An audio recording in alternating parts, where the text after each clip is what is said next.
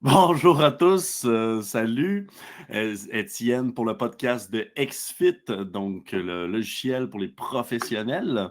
On est aujourd'hui avec Mathias. Salut Mathias. Hello Étienne.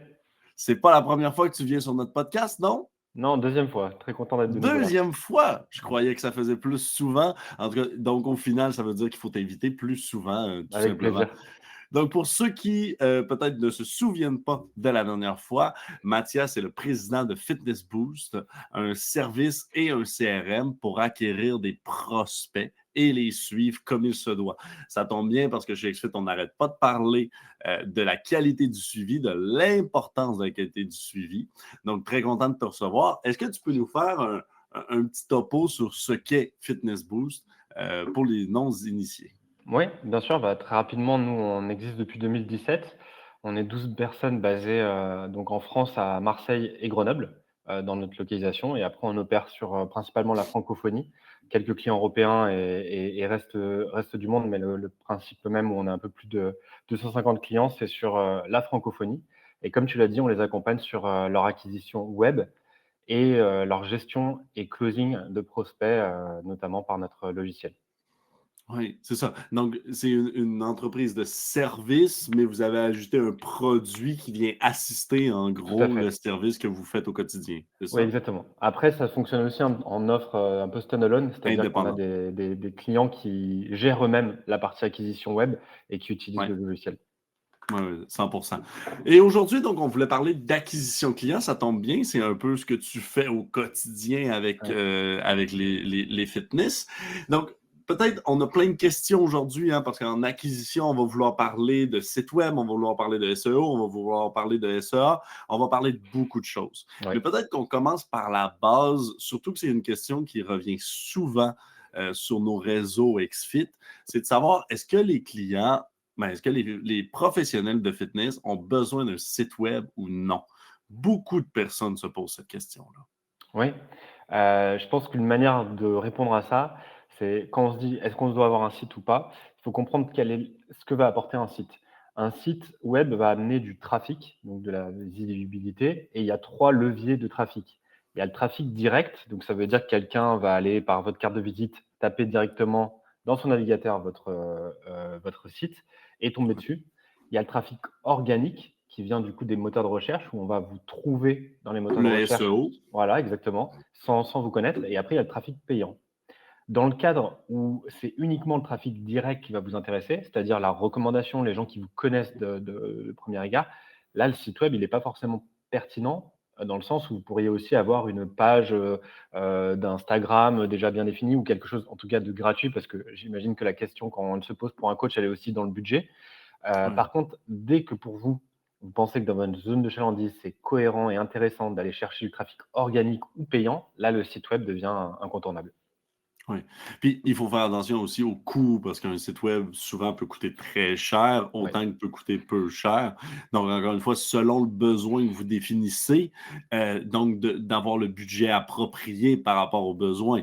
Si effectivement, vous êtes un indépendant avec juste du bouche-à-oreille comme objectif, vous pourriez vous faire un site web si ça vous intéresse, mais investir dans une page unique, pas dans un site exactement. web de 38 pages avec un blog Tout à fait. en tant que tel.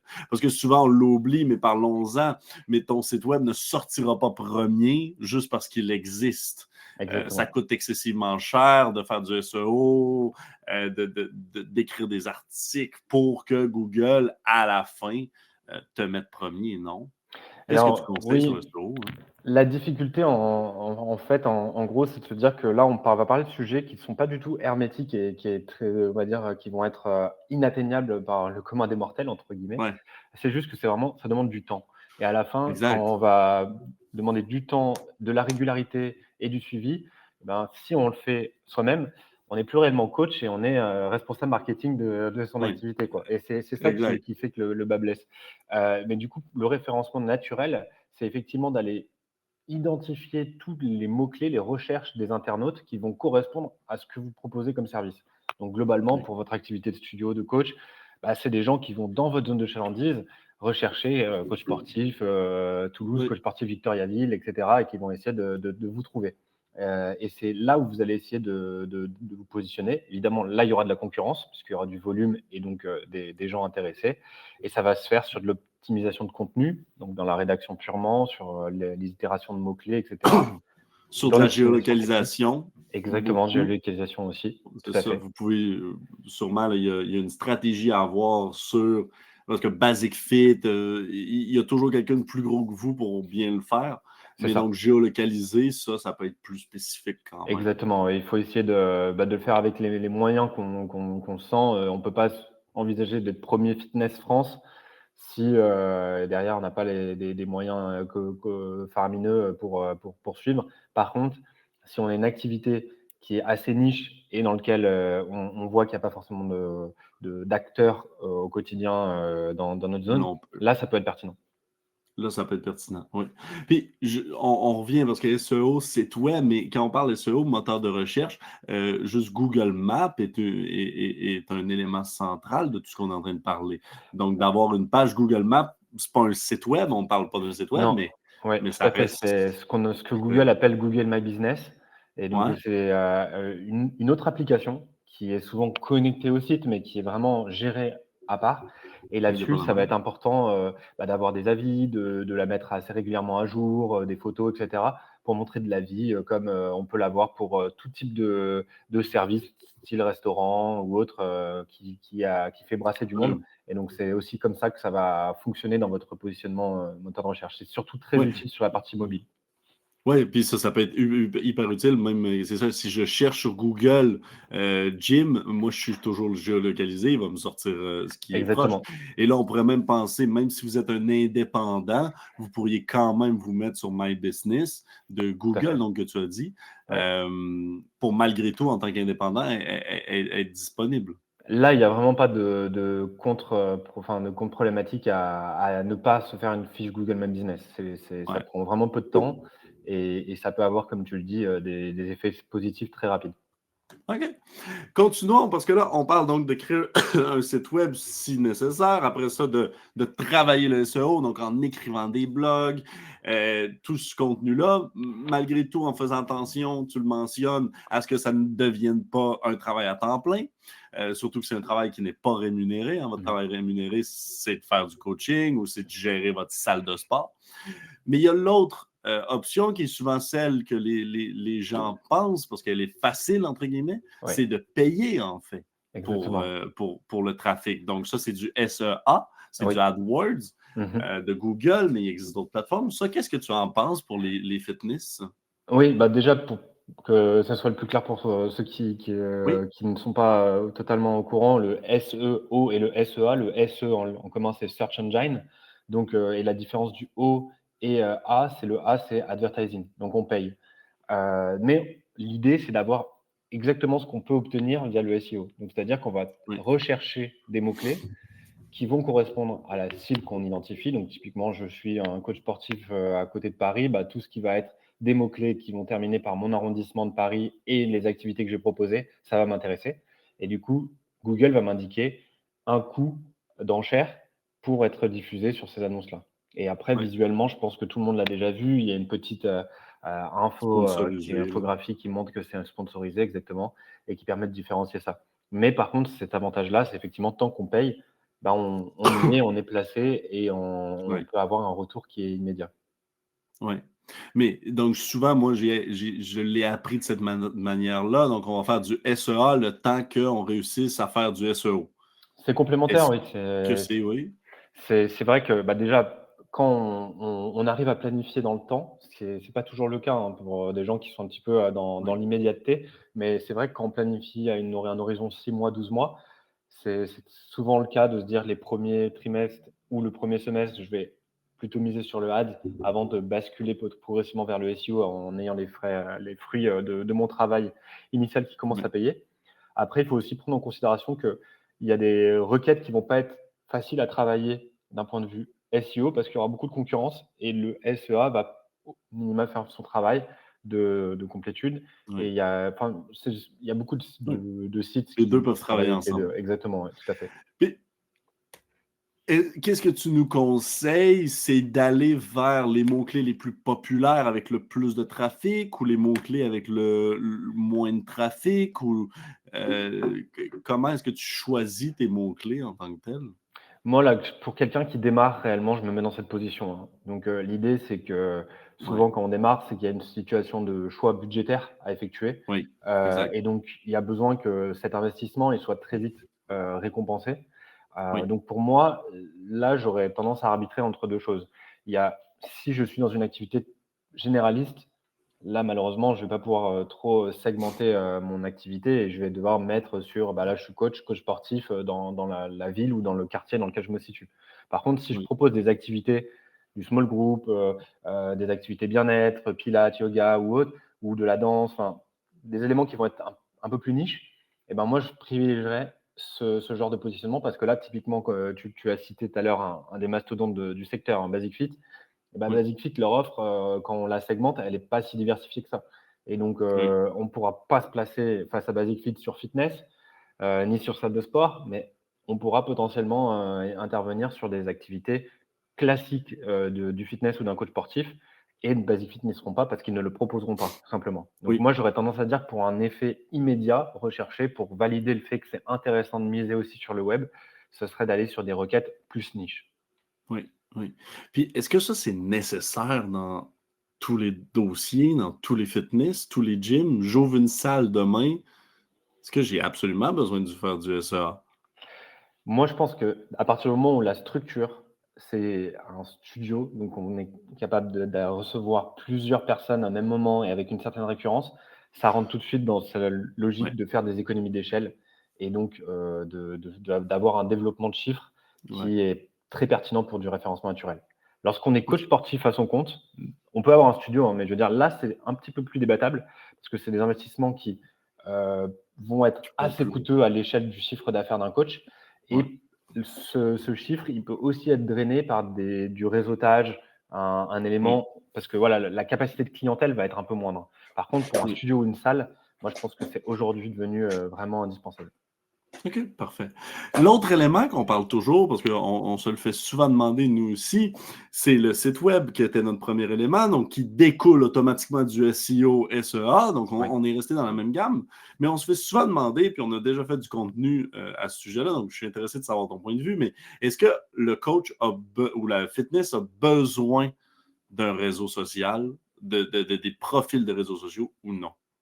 Moi, là aussi, dans mon utilisation personnelle, je suis assez limité en réseaux sociaux, mais j'en ai obligatoirement un. Je trouve ça, enfin, je connais très peu de personnes qui n'ont même pas un. Moi, par exemple, le WhatsApp ou autre, enfin, ça fait partie des réseaux sociaux. Ouais, Et donc, je pense que c'est indispensable pour un coach parce qu'aujourd'hui, dans tous nos services, et là, je mentionne pas juste le fitness, je mentionne tous les types de services qu'on tout. peut être amené de consommer. On a besoin d'être en connexion avec notre communauté.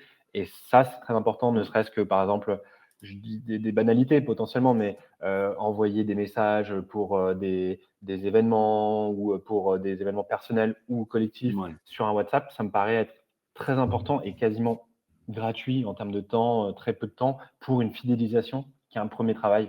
Donc, moi, je pense qu'avoir une page Instagram, avoir une page Facebook, ça peut paraître rébarbatif et ouais. frustrant à faire, mais par rapport au temps passé et à l'effet que ça peut produire, ça me paraît indispensable. Ouais, ouais, ouais. Par contre, donc, ce que tu me dis, par contre, tu sais, tu parles d'un Instagram groupe, tu me parles de WhatsApp. Donc, dans tout ce que tu viens de dire, tu as nulle part parlé d'une page Facebook avec 3 posts, 3 publications semaine. Alors oui, là, c'est très différent. Ce que moi je dis, c'est avoir une présence sur les réseaux sociaux, donc un endroit dans lequel on peut nous contacter, Oui, notamment un WhatsApp, ou une page Instagram, une page Facebook. ouais, Après, là, ce que tu évoques, c'est faire du community management, donc poster régulièrement du contenu. Là, on commence à entrer dans un événement qui va prendre du temps, et on veut pas faire quelque chose en fait, si c'est pour poster, grosso modo, les réseaux sociaux, moi, je le prendrais ainsi, c'est si le but, c'est d'être présent parce qu'on nous dit qu'il faut être présent, ça ne va pas marcher. Si votre but, c'est de poster et d'amener des éléments parce que vous avez des choses à dire, mais concrètes sur, vous avez une expertise et vous voulez le partager à votre communauté, là, c'est super intéressant.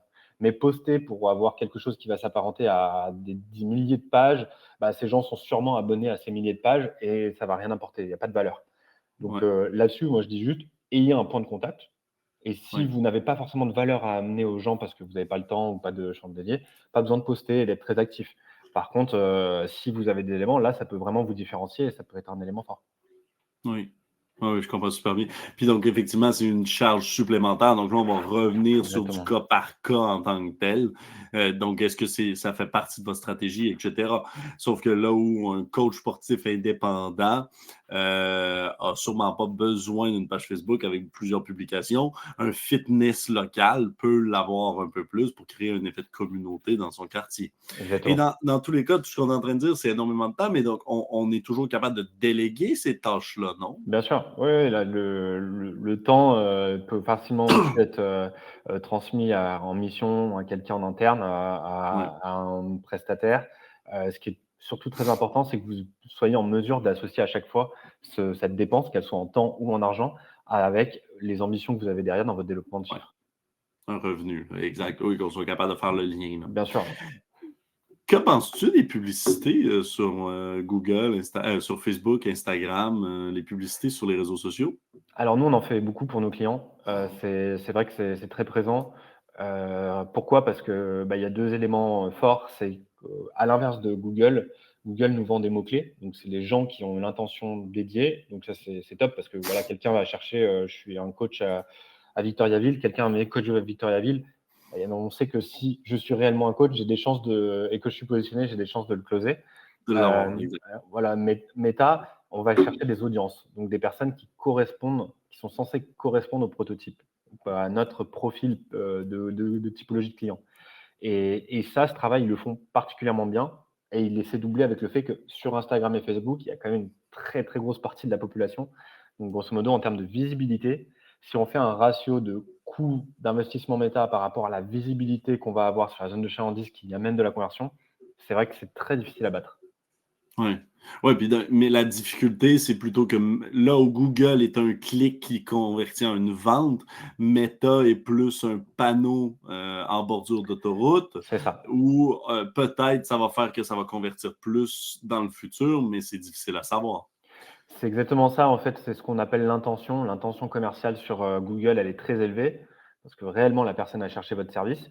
L'intention Ouais, commerciale sur Facebook, elle est faible, voire inactive, parce que c'est quelqu'un qui était en train de passer, du temps sur Facebook et Instagram et qui a été, exact, alpagué par, votre offre et donc, il exact. va émettre un intérêt, mais derrière, s'il n'y a pas un travail de suivi, Ouais. c'est jeté par la fenêtre. C'est mort, exact.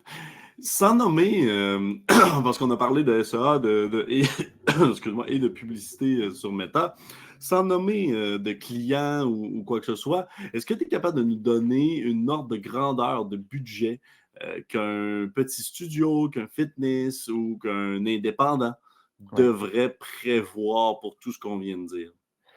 Alors sur la partie, Google, moi je dirais que le budget minimum, il va se situer aux alentours de 5-8 € jour.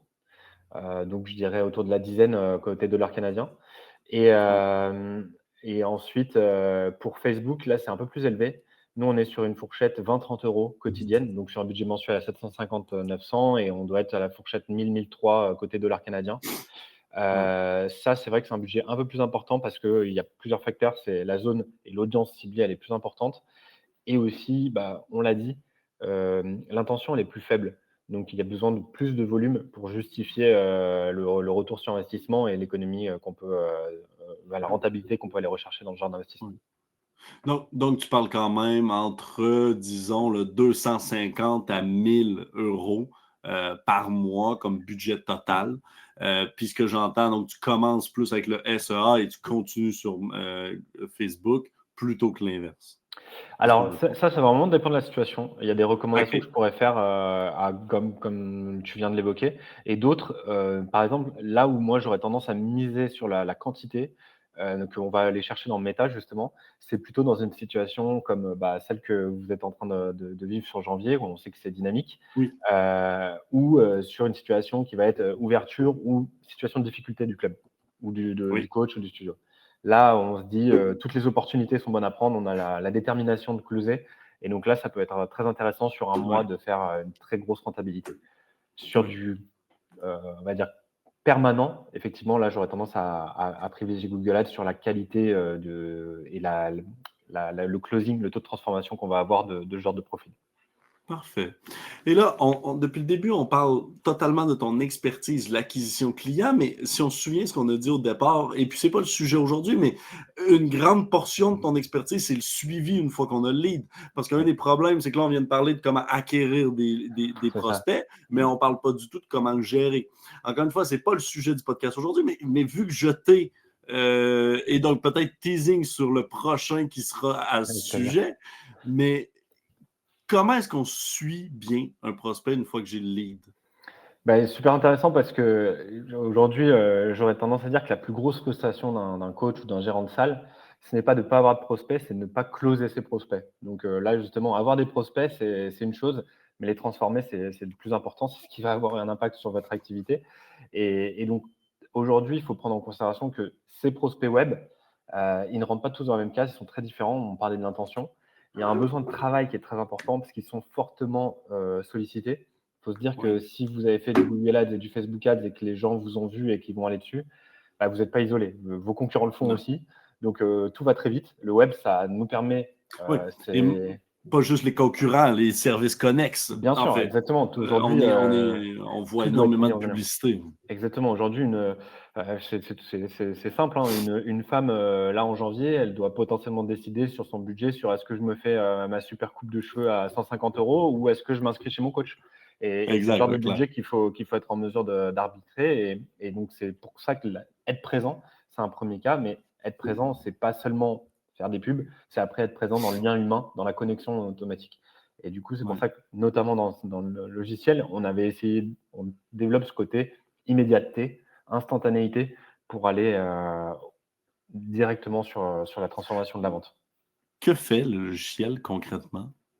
Alors, il fait plusieurs choses. La première partie essentielle, c'est de mieux piloter son commercial. Donc, c'est-à-dire être en mesure de réellement comprendre où est-ce que j'investis de l'argent et où est-ce que j'en gagne par rapport à tous les postes de dépenses qu'on peut avoir, notamment ce qu'on a dit évoqué au web. Et après, ensuite, il va nous permettre de gagner du temps dans des tâches qui sont fortement répétitives, même si elles sont indispensables. Donc, par exemple, un premier contact, un échange sur WhatsApp, un SMS et autres. Essayer d'automatiser le maximum de tâches. Et enfin, un peu historiser l'ensemble. On a un peu un suivi conversationnel qui, pour le coup, on n'a pas réinventé la roue, qui reprend les codes des réseaux sociaux, donc la discussion gauche-droite qu'on voit sur WhatsApp, Messenger, et qui permettent vraiment en un clic de savoir où est-ce qu'on se situe dans la durée d'échange et le cycle de vente avec ce prospect. Je comprends. Et donc, on peut comme ça s'assurer du suivi, mais surtout ce que j'ai entendu dans ce que tu dis, s'assurer de la qualité du service Exactement. de mon employé. Parce qu'effectivement, quel est mon pourcentage de conversion? C'est un chiffre assez important pour après planifier mieux les budgets, arrêter une campagne rapidement qui ne fonctionne pas, etc. Exactement. Ah oui, tout à fait. Le but premier, ça a été de donner de la visibilité à nos clients, à nos gérants pour être en mesure d'arbitrer sur là, on gagne de l'argent, là, on en perd, et pas juste se dire on me dit d'investir dans Les du pubs, marketing allez. et je le fais, quoi. Oui, totalement. Hey, ben, merci beaucoup, Mathias, Merci à toi. d'avoir participé à ce podcast puis d'avoir partagé autant de contenu par rapport à l'acquisition clientèle. Clairement, on vient d'avoir l'idée du prochain, Ouais. donc c'est assez facile. Maintenant, si quelqu'un, entre-temps, veut te suivre ou t'écrire ou même voir le logiciel, peu importe, Oui. où est-ce qu'on peut te retrouver? Alors, nous, on a un site web justement où on mise aussi Parfait. sur la partie directe, organique, etc. Donc, vous pouvez aller sur fitnessboost.fr. Moi, j'essaye aussi Parfait. d'être assez présent sur LinkedIn. Voilà, je poste de temps en temps des éléments sur un autre Parfait. format, mais dont on peut parler là aussi. Parfait. Et je pense que c'est les deux meilleurs canaux pour nous connecter Parfait. avec nous. Donc, soit sur LinkedIn, soit sur fitnessboost.fr. C'est ça. Parfait. Donc, dans tous les cas, on va mettre le lien dans la description du webinaire. Donc, n'hésitez pas à vérifier et à cliquer juste pour aller prendre plus d'informations, voir comment peut-être ils peuvent vous aider. Ou sinon, mais je sais que vous écrivez beaucoup de contenu, là, comme tu dis, sur LinkedIn. Donc, juste de continuer votre grande réflexion sur l'acquisition clientèle. Merci encore une fois à tous. Merci, Mathias. Merci, Et puis, Étienne. on se revoit prochainement dans un prochain webinaire. À bientôt. Merci.